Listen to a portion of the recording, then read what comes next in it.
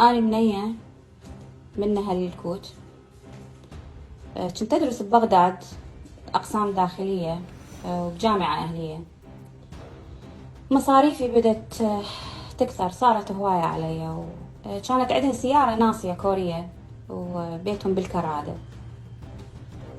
طلعت وياها كم مرة بكافيهات المنصور، وبهذاك الوقت عرفتني على بنية شوية ضخمة طويلة اسمها، على أساس إعلامية، وعبالي ممكن تشوف لي شغلة وتساعدني.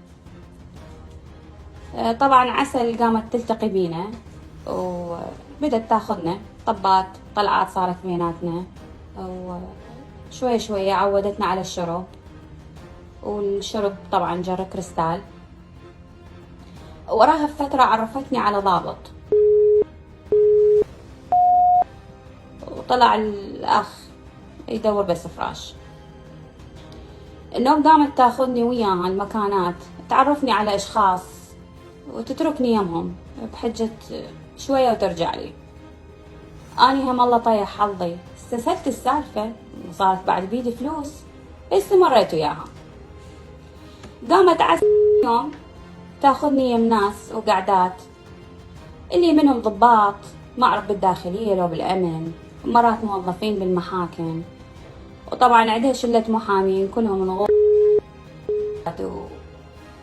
وشاذين.